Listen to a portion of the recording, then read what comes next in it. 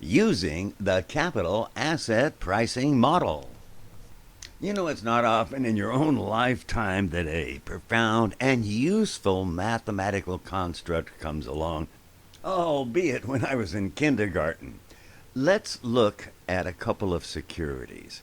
They have a high return and a high risk, and a low return and a low risk. No surprise there. And a guy named Markowitz decided to do it in numeric, statistical terms. And he put it in a graphical two-space, if you will, and when you have negative correlations, you can have portfolio combinations which produce better returns and lower risk than, let's say, even the safer security.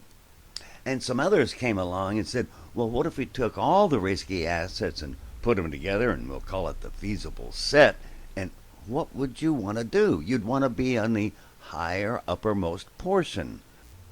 And we'll call that the efficient frontier. Some might like a little bit higher, both regards, some lower, but you still want to be on top.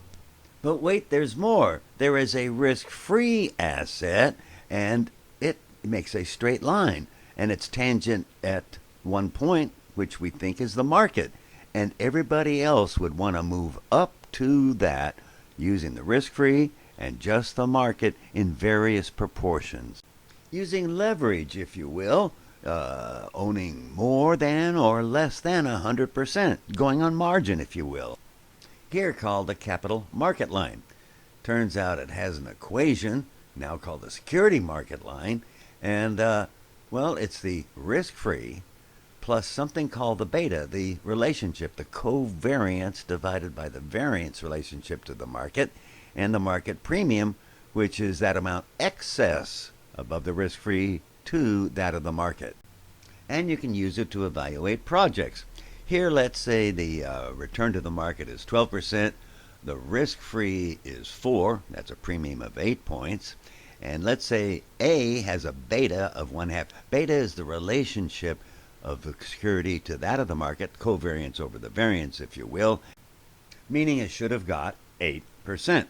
Let's consider B has a beta of 1.5, and it should get a return of 16%.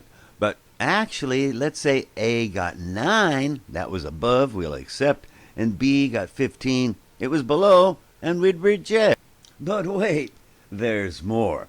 What if we wanted to rank them, meaning their performance? It's not the absolute value, it's the relative value, the slope, because they could have used margin. Look at this example with 3. A is above the line, albeit with a smaller return. B is up there. C is up there as well, but C is below the line.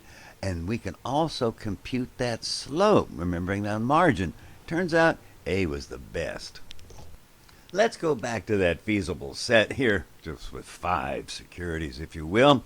And E is really negatively correlated. And notice it's included in an optimal portfolio, moving up and to the left, lower risk, higher return, albeit in a small proportion.